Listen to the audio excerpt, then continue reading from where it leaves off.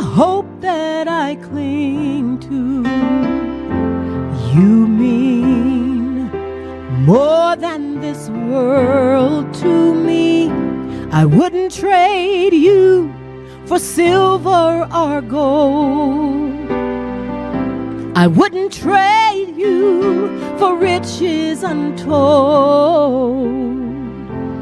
You are my everything.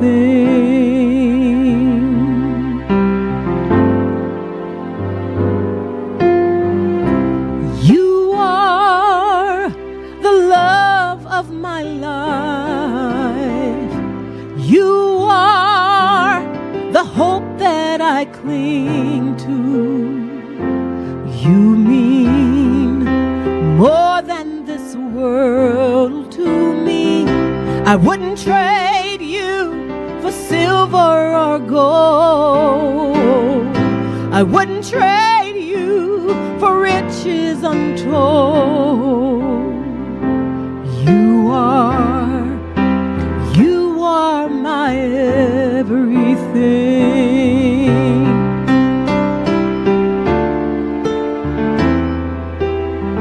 I wouldn't take one step without you. I could never go on.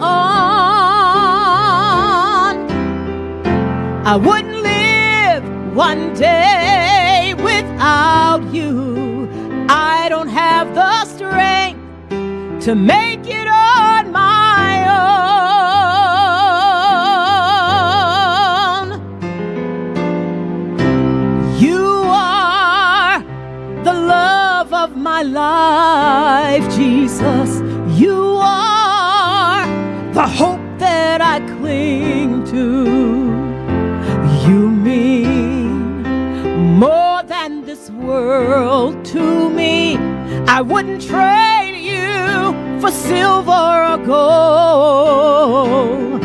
I wouldn't trade you for riches untold. You are my everything.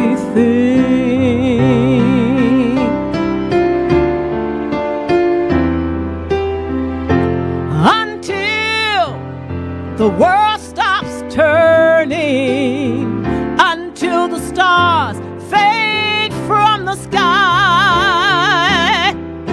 until the sun stops striving, I need you in my life, and here's a reason why. You are the love of my life. You are the hope that I cling to. You mean more than this world to me. I wouldn't trade you for silver or gold. I wouldn't trade you for riches untold.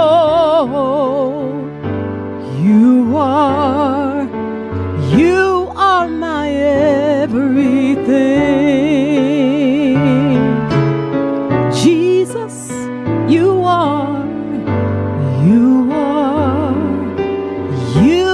my everything.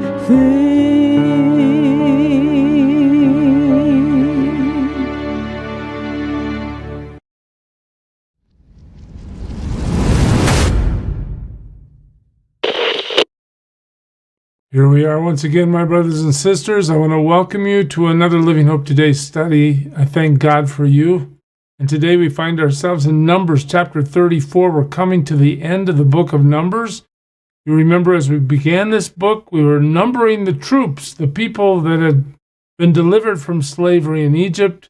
We've watched them navigate all through the Sinai Peninsula.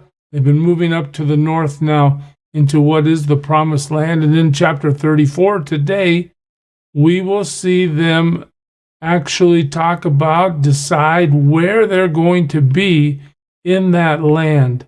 Let's look at it together. Numbers 34:1, the Lord said to Moses, again, we always seem to be able to start somewhere like this. We want to make sure we understand that this is God himself directing Moses. Command the Israelites and say to them, when you enter Canaan, the land that will be allotted to you as an inheritance will have these boundaries. So God is saying, look, we're going to set some boundaries here. This is where the tribes are going to be. All right, your southern side will include some of the desert of Zin along the border of Edom. On the east, your southern boundary will start from the end of the Salt Sea, cross south of Scorpion Pass, continue on to Zin, and go south of Kadesh Barnea. Then it will go to Hazar Hadah and over to Asmon. You say, where are these places? Well, some of these places have been lost to antiquity. Some of these places are still very definable. We'll look at a map by the time we get to the end of this to try to give you a fuller picture of what's going on. Verse 5, where it will turn, join the Wadi of Egypt, and end at the sea. The sea would be the Mediterranean Sea on the western side of the Promised Land. Your western boundary will be the coast of the Great Sea. This will be your boundary on the west. This is the land God gives Israel all the way to the Mediterranean. For your northern boundary, run a line from the Great Sea to Mount Hor, and from Mount Hor to Lebo Hamath. Then the boundary will go to Zedad, continue to Ziphron, and end at Hazar Hanan. This will be your boundary on the north. For your eastern boundary, run a line from Hazar Hanan and Shepham to Shepham. The boundary will go down from Shepham to Riblah on the east side of Ain and continue along the slopes east of the Sea of Kinnereth. Then the boundary will go down along the Jordan and end at the Salt Sea. We know that as the Dead Sea. This will be your land with its boundaries on every side. So as the Lord lays out the territory, he starts by encompassing the whole land that will be occupied by the tribes. Moses commanded the Israelites, assign this land by lot as an inheritance. The Lord has ordered that it be given to the 9.5 tribes. 9.5, what do you mean? Well, because the families of the tribe of Reuben, the tribe of Gad, and the half-tribe of Manasseh have received their inheritance. If you remember in chapter 33, there was a little kerfuffle about the fact that Reuben and the Gadites and some of the people from Manasseh wanted to stay on the east side of the Jordan. There was a negotiation. It really wasn't, Lord, what do you want us to do about this? They just kept requesting to be there because they liked the land there. Moses' condition was, if you fight for us as we move into the Promised Land, instead of staying here and being comfortable, as long as you come with us and help us overtake the Promised Land, well then, okay, you can stay on the east side of the Jordan. So when we get to verse 13 of chapter 34, there's only 9.5 tribes left to enter the Promised Land. While these 2.5 tribes have received their inheritance on the east side of the Jordan of Jericho toward the sunrise. And the Lord said to Moses, these are the names of the men who are to assign the land for you as an inheritance. So here's 2 names, Eleazar the priest and Joshua son of Nun. You remember, I hope, that Joshua is going to inherit the leadership role from Moses, that God has promised Moses that he is about to die. He is not going to enter the Promised Land because of his disobedience a few chapters ago. Joshua is going to be leading. So Eleazar is the high priest. He's the son of Aaron. Aaron has also passed away. Now Joshua and Eleazar are in charge of making sure, excuse me, of making sure these things happen according to God's will. and appoint one leader from each tribe to help assign the land. These are their names. I love this. Caleb, son of Jephunneh. I hope I say that right. From the tribe of Judah. I just need to pause at Caleb for a moment. Caleb's got to be really old. He was one of the guys that said, way back when they sent spies into the promised land to see if they should go ahead and take it, they came back to the camp. You remember there were 12 testimonies, 10 of which said, these people in the promised land are too big for us. We don't stand a chance. We should go. 2 of which said, no, God told us to go. He has all the power. We trust him. We should go. Caleb and Joshua were the 2 guys that said we should go.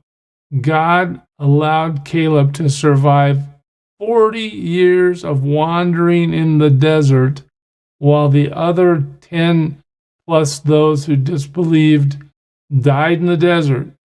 Okay, Caleb is still strong. He's still being assigned a role. He's from the tribe of Judah. God has been faithful to him. And Joshua as well, as Joshua leads now in his role. So we go on, verse 20. Shemuel, son of Ammihud, from the tribe of Simeon. Then this will get broken down by names. Elidad, son of Kislan, from tribe of Benjamin. Buki, son of Jogli, the leader from the tribe of Dan. Haniel, son of Ephod, the leader from the tribe of Manasseh, son of Joseph. Kemuel, son of Shiphan, the leader from the tribe of Ephraim, son of Joseph. Again, notice Joseph gets recognized. Elizaphan, son of Parnak, the leader from the tribe of Zebulun. Paltiel, son of Azan, the leader from the tribe of Issachar. Ehud, son of Shalami, the leader from the tribe of Asher. Pedahel, son of Ammihud, the leader from the tribe of Naphtali. Sure, easy for you to say. These are the men the Lord commanded to assign the inheritance to the Israelites in the land of Canaan. So just notice the order, the specificity. Here we go. God's going to allow them to be assigned by lot. And what did that look like? How did that turn out? Well, I'm glad you asked. This map might be a little hard to navigate. Let's start here. Here's the Jordan River, okay? That little black line. So what do we know? We know that Reuben is on the east side of the Jordan River. We know that Gad is next to him, again on the east side. We know that the half-tribe of Manasseh is also there to the northern portion. Okay, on the western side of the Jordan River, what do we have? We have Asher there in the tan. Then we have Naphtali there in the cream color. After that is Zebulun in that little circle there, and a little tiny circle there is Issachar. Now we have Manasseh again, because not all of Manasseh stayed on the east side of the Jordan. Okay, then we have Ephraim. Again, notice how these tribes are divided. Some have quite a bit, some have just a little bit. Here's Dan with just a tiny little bit compared to Manasseh, for instance. And look at Benjamin. He's got this little piece of ground, but nonetheless a piece of ground. Judah's really big, and interestingly, Judah surrounds Simeon. All right, so that's how the 12 tribes break out in terms of their actual position in the kingdom of Israel. Now you remember, I hope, that 12 tribes are represented, 10 of which will eventually form the northern kingdom of Israel, and the 2 of which will form the southern kingdom of Judah. But we'll see that more clearly as we move forward.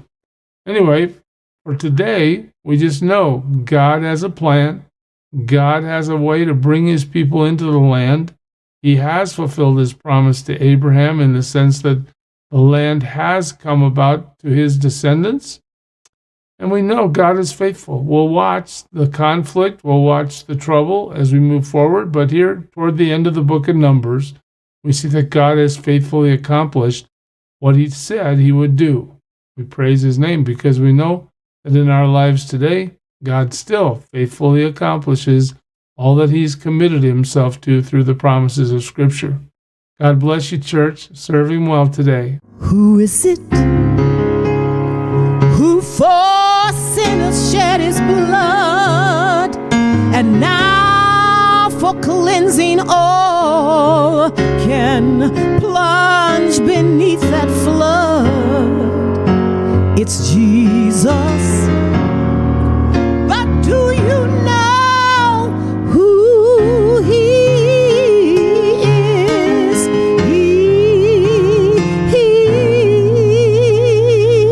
He's the image of the invisible God, and He's the brightness of His glory,